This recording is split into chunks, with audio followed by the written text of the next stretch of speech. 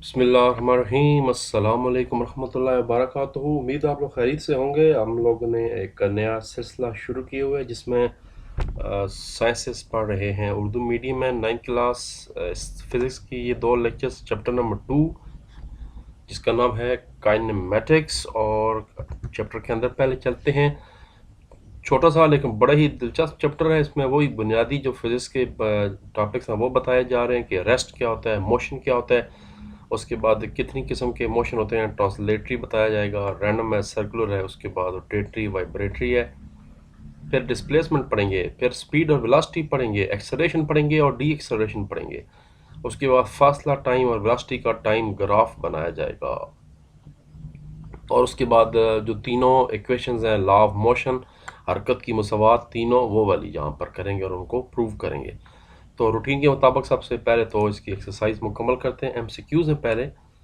किसी जिस्म की मोशन अगर ट्रांसलेटरी हो तो वो हरकत करता है, घूमे बगैर हरकत करता है, ट्रांसलेटरी मोशन। अपने एक्सेस के गिर्द जो मोशन होती है उसको रोटेशनल मोशन कहते हैं। मुंदरजा ज़ैल में से कौन सी मिकदार वेक्टर है? डिस्प्लेसमेंट जो है वो वेक्टर क्वालिटी। आपको पता है कि जो दो पॉइंट्स के दरमियान डायरेक्ट और सबसे कम फासला होता है उसी को डिस्प्लेसमेंट कहते हैं। अगर एक जिस्म कांस्टेंट स्पीड के साथ हरकत कर रहा हो और उसकी मोशन का स्पीड टाइम ग्राफ एक ऐसा खत मुस्तकीम हो जो टाइम एक्सिस के पैरेलल होगा। बिल्कुल फासला टाइम ग्राफ और टाइम एक्सिस के पैरेलल खत मुस्तकीम ज़ाहिर करता है कि जिस्म, इसका ऑप्शन 2 है, जिस्म रेस्ट में है। बिल्कुल अगर बिल्कुल सीधा जा रहा है इसका मतलब है जिस्म अभी रेस्ट में है। ये टाइम ग्राफ अगर पैरेलल खत मुस्तकीम ज़ाहिर करता है, पैरेलल जा रहा है मतलब अभी रेस्ट में है। एक कार की स्पीड टाइम ग्राफ में शक्ल में दिखाया गया है। मुंदरजा ज़ैल में से कौन सा बयान दुरुस्त है? ये वाला जी। इसमें अब दोस्तों कि जो कार की एक्सेलरेशन है वो 15 डिवाइडेड बाय 10 यानी 1.5 मीटर सेकंड स्क्वायर एक्सेलरेशन। तो इसका ऑप्शन नंबर 1 है।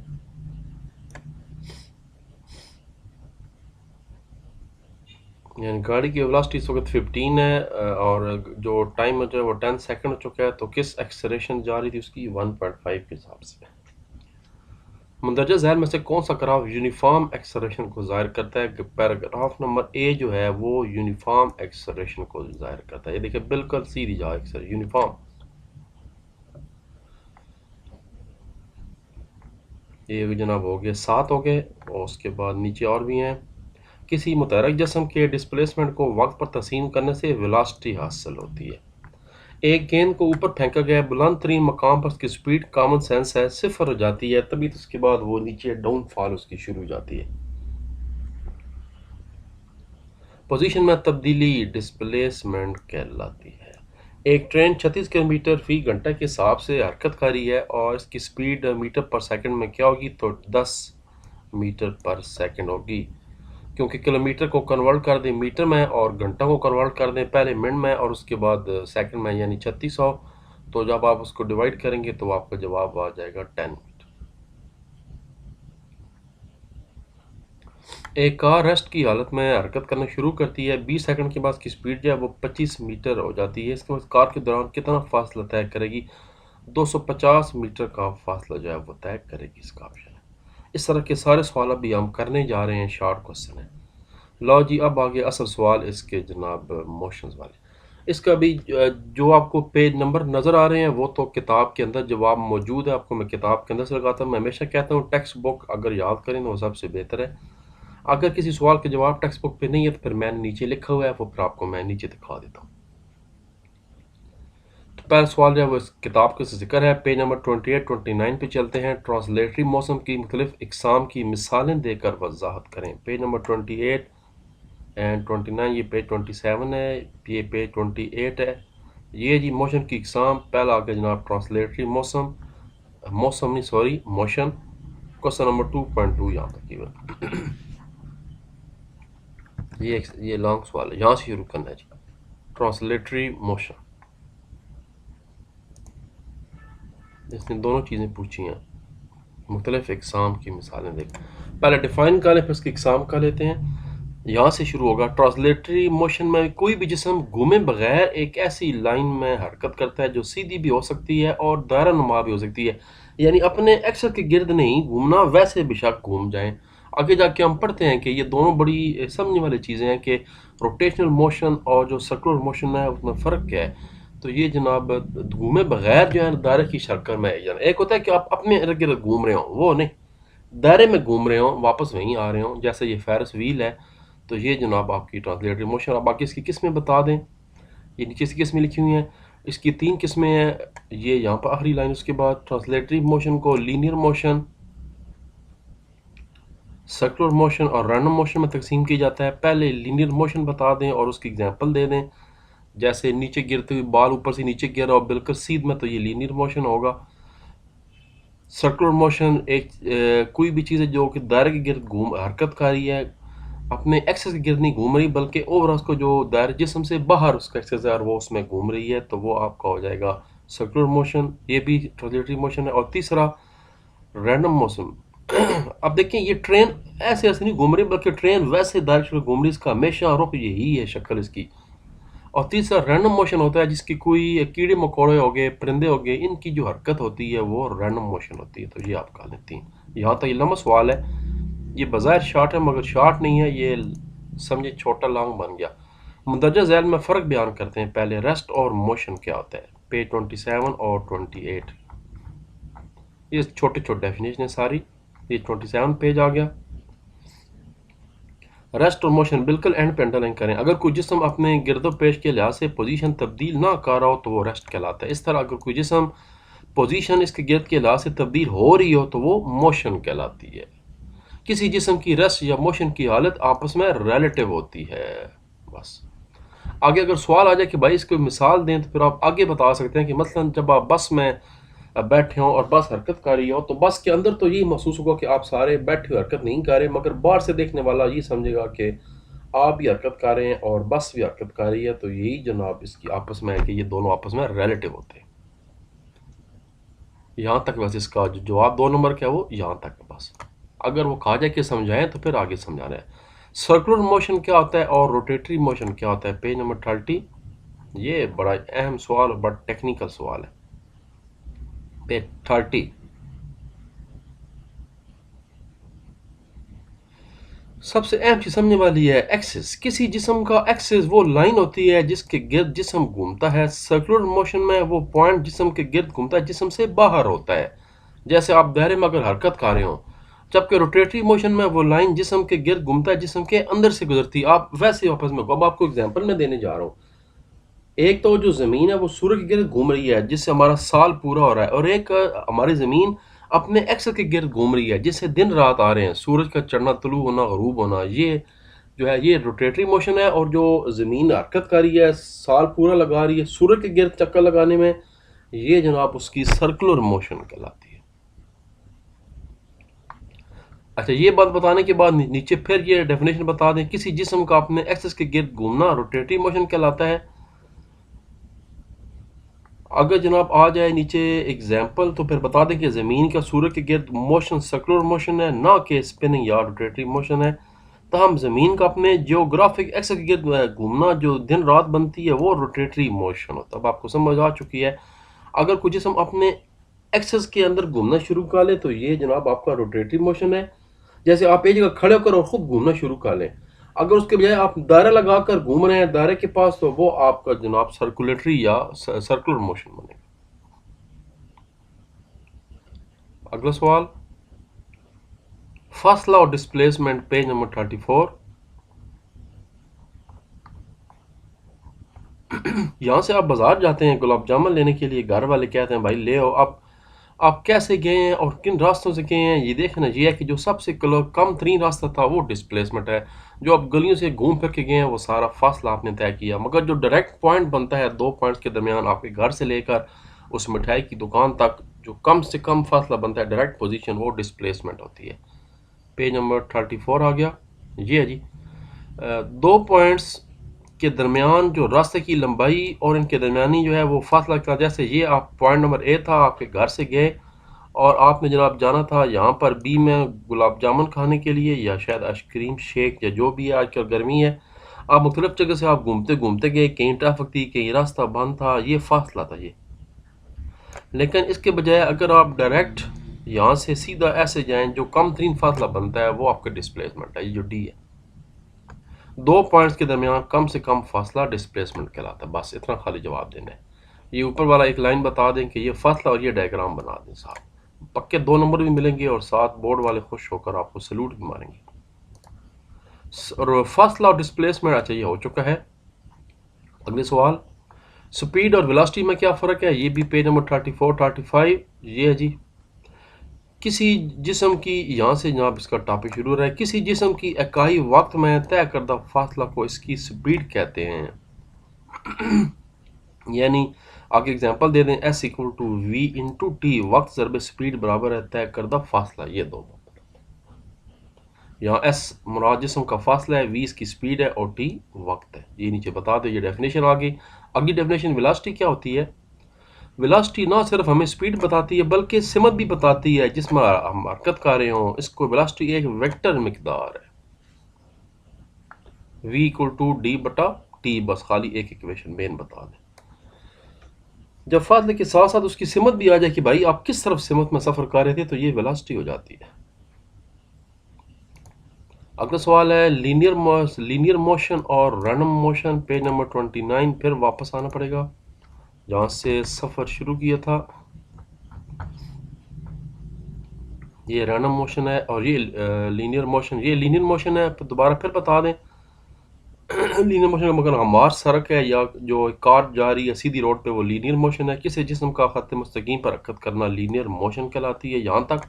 और ये 2 लाइन ऊपर वाली, फिर नीचे आ जाए रैंडम मोशन। क्या किसी यहाँ से किसी जिस्म की बेतरतीब अंदाज में हरकत को रैंडम मोशन कहते हैं। चुनांचे कीड़े मकोड़ों और परिंदों की हरकत है वो रैंडम मोशन है। बस गैस या माया के जो मॉलिक्यूल्स हरकत कर रहे हैं वो भी रैंडम मोशन की मिसाल। एक एक लाइन डेफिनेशन और एक एक line example. Very very important, scalar और वेक्टर मिकदारें, पेज नंबर 31 एंड 32। स्केलर आ गया जी। स्केलर्स 31 की बल्कि आखिरी लाइन, ऐसी फिजिकल क्वांटिटीज मिकदारें जिनका मुकम्मल इजहार इनकी मिकदार यानी मैग्नीट्यूड से हो सकता हो, स्केलर कहलाती हैं। इनके साथ किसी अदद का होना ज़रूरी है, जैसे 2.5 किलोग्राम, 40 सेकंड, 1.8 मीटर वगैरह वगैरह। मास, लंबाई, वक्त, स्पीड, वॉल्यूम, वर्क और एनर्जी स्केलर क्वांटिटीज़ हैं। वेक्टर क्वांटिटीज़ वो होती हैं जिनको जानने के लिए इनकी मिकदार के साथ इनका सिमत का जानना भी ज़रूरी होता है, जैसे velocity, displacement, force, momentum, torque वगैरह वेक्टर्स की मिसालें। सिमत के बगैर किसी वेक्टर को बयान करना बेमैनी होगा। ये हो गया जी। क्वेश्चन नंबर 2.4 भी हमारी किताब में मौजूद है। स्पीड, वेलोसिटी और एक्सेलरेशन की तारीफ करें। 34, 35 और 37। अच्छा 34, 35 ऊपर मैं ऑलरेडी आपको स्पीड और वेलोसिटी बता चुका हूँ, तो वही ऊपर निशान हम लगा चुके हैं ऑलरेडी। 34 पेज पे हमने निशान लगाया था स्पीड का। ये पेज नंबर 34 मैं बताता हूँ आपको। ये हमने जनाब स्पीड का निशान लगाया था, फासला ये है, स्पीड का निशान लगाया था, इसको स्पीड कहते हैं। फिर अगले पेज पे हमने निशान ऑलरेडी लगाया था वेलोसिटी का, मैंने ये भी बताया थी, डेफिनेशन भी, और फासले की भी मैंने बताया थी, equation S equal to V into T, 2 हो गई। अब इसी के अगले पेज पे एक्सेलरेशन है। ये है जी, किसी जिस्म की वेलोसिटी में तब्दीली की शरह को एक्सेलरेशन कहते हैं। Rate of change of velocity is known as acceleration. Acceleration के जनाब आपका बराबर होता है V F minus V I over T के। साथ ही इक्वेशन भी बता देनी है, बस इतनी बता दें। मिसाला लगाना है तो फिर यहाँ से शुरू कर दें, वरना सिर्फ ये वाली लाइन और उसके बाद एक इक्वेशन, इब्तदाई वेलोसिटी, आखिरी वेलोसिटी डिवाइडेड बाय वक्त। लो जी, अब सवाल शुरू जनाब हो चुके हैं। अगला सवाल जो एक्सरसाइज में नहीं है, क्या कांस्टेंट स्पीड से हरकत करने वाले जिस्म में एक्सेलरेशन हो सकता है। भाई जी क्यों नहीं हो सकता, ये है इसका जवाब। निशान लगा लें, अब इसका स्क्रीनशॉट ले लें या वीडियो को रोक कर कॉपी पेंसिल मैंने कहा था अपने पास होनी चाहिए, उसको लिखना शुरू कर लें। जी हाँ बिल्कुल, जी सर, कांस्टेंट या यूनिफॉर्म स्पीड से हरकत करने वाले जिस्म का एक्सेलरेशन होगा अगर वो दायरे में हरकत करे यानी रोटेटरी मोशन में, क्योंकि दायरे में हरकत करने वाले जिस्म की स्पीड कांस्टेंट रहती है मगर सिमत में तब्दीली वेलोसिटी रहती है।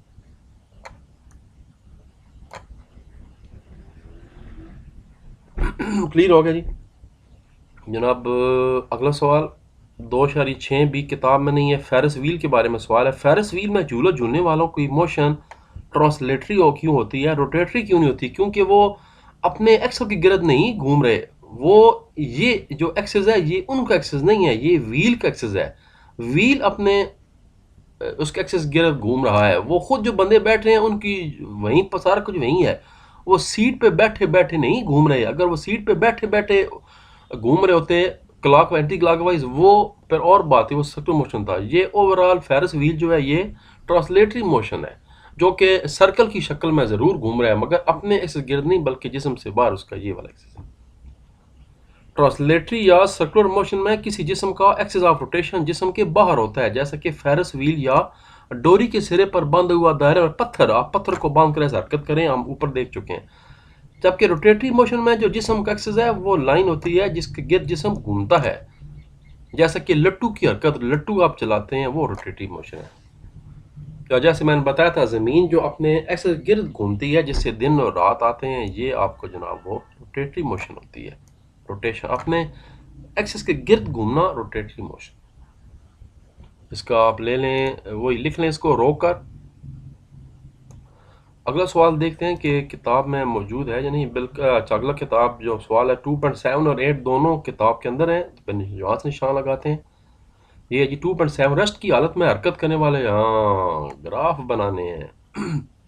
ये दोनों सवाल बोर्ड में आ चुके हैं। 2.7 का जवाब पेज नंबर नोट कर लें, पेज 39-40 पे है, और 2.8 का जवाब जो है वो पेज नंबर 40 पे है। ये वेरिएबल है और वो रेस्ट की हालत वाला है। तो पेज नंबर 39 पे चलते हैं तो चीन को चलिए, लो जी 39 पेज आ गया। पहले तो जनाब कांस्टेंट स्पीड से हरकत करता हुआ जिस्म आ गया।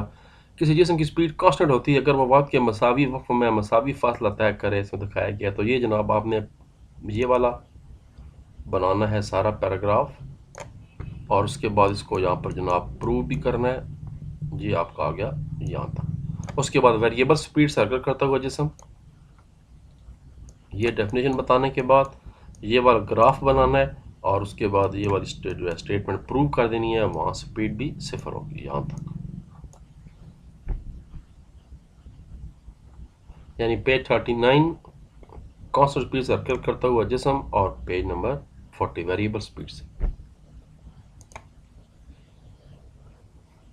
कांस्टेंट मतलब रेस्ट की हालत से हरकत में आ चुका है ना जिस्म बच्चे, कांस्टेंट स्पीड से चल रहा है पर एक की स्पीड कांस्टेंट, वेरिएबल कम ज़्यादा में नहीं चल रहा, वो ये वाला सवाल है। अगला सवाल भी दोनों क्लियर। अब 2.9 जो सवाल है, मुंदरजा झैल में से कौन सी मिकदारें स्पीड टाइम ग्राफ से हासिल हो सकती हैं? चारों की चारों मिकदारें टाइम और स्पीड ग्राफ से हासिल हो सकती हैं। अभी जो हमने ग्राफ पढ़ा है इसमें टाइम भी है, इसमें स्पीड भी है, ग्राफ बन सकता है, इसमें टाइम भी है, इसमें स्पीड भी है।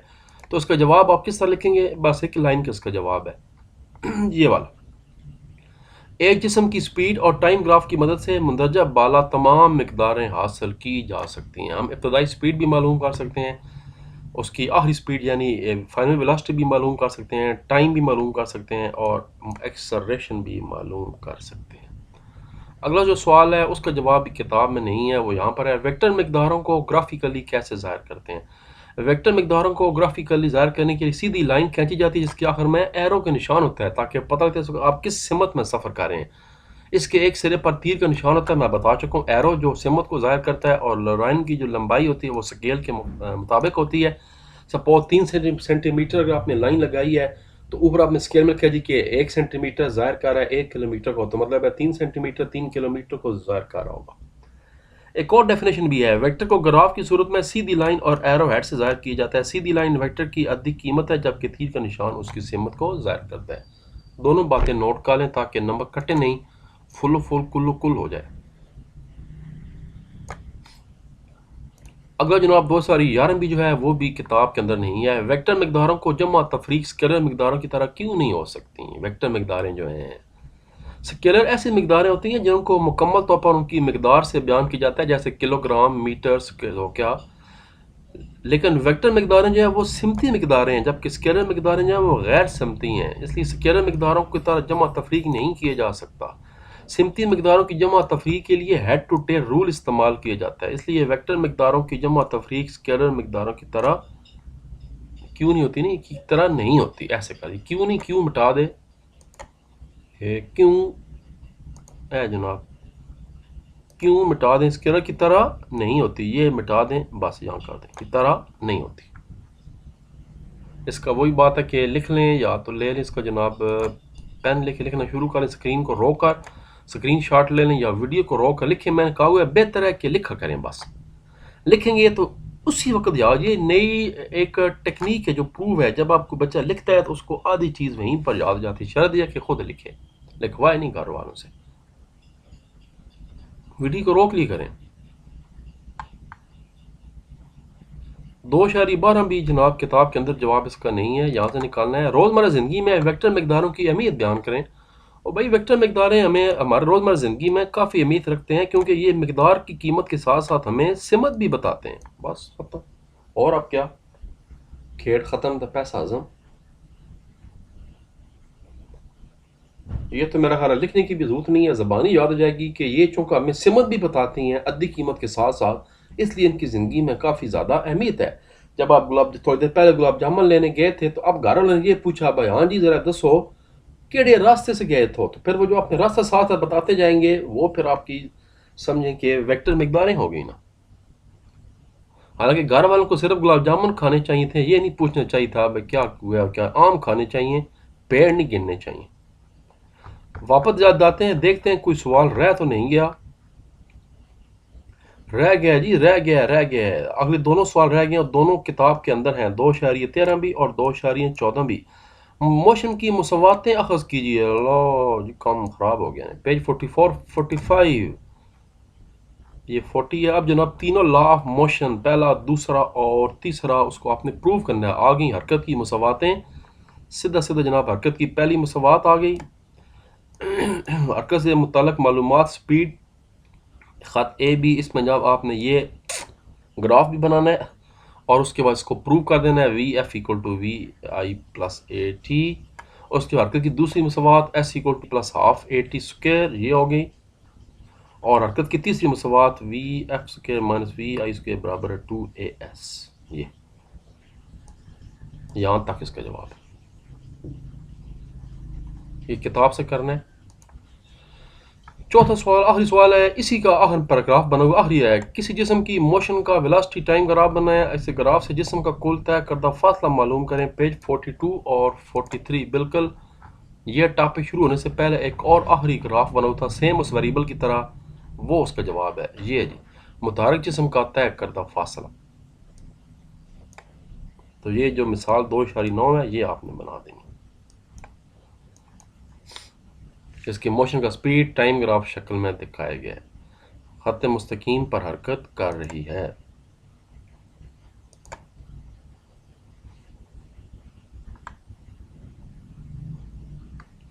वैसे ये टेक्निकली इसका जवाब दुरुस्त नहीं है, ये खत मुस्तकीम हरकत कर रही है और ये जनाब कहा गया कि मोशन का वेलोसिटी टाइम ग्राफ बनाए, मुख्तलिफ मराइल में हरकत कारी। अब इसका या तो जवाब फिर यही है, अगर देखते हैं क्या इसको नीचे है अगर ग्राफ, और हो सकता है कि उसने वही पूछी हो।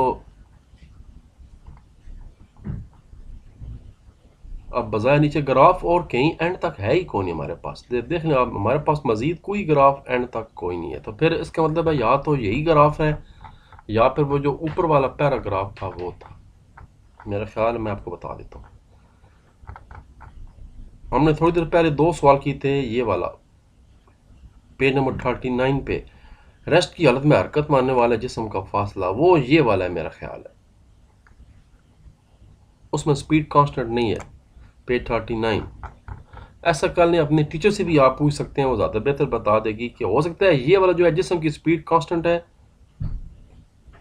अब ये भी तो सेम, इसकी तो वही, इसका भी सेम वही चक्कर, ये भी कांस्टेंट है। 12 देख लें, मुझे तो यही बताया गया था कि वो जो नीचे वाला पैराग्राफ है पेज नंबर 44 वाला वो उसका जवाब है। आप फिर अपने तौर पर भी तसल्ली कर लें, टीचर से पूछ लें कि मिस्टेक है मुझे सवाल की। तो जनाब एक हिस्सा हमारा मुकम्मल हो गया और दूसरा हिस्सा जो कि मुकम्मल तौर पर न्यूमेरिकल्स के मुतालिक है वो शुरू करने जा रहे हैं जी अगली वीडियो के साथ। तो मुलाकात होती है अगली वीडियो के साथ। कापी पेंसिल तैयार कर लें क्योंकि सारे के सारे जो हैं वो न्यूमेरिकल्स हैं और न्यूमेरिकल सारे लिखे हुए हैं। वीडियो को आप साथ साथ रोकेंगे, उसको लिखा करेंगे, उसका जनाब उसके बाद रिकॉर्डिंग किए करेंगे, आगे चला करेंगे। तो चलते हैं जनाब अगले लेक्चर की तरफ। मैं भी दरम्यान थोड़ा सा पानी शानी पी लूँ।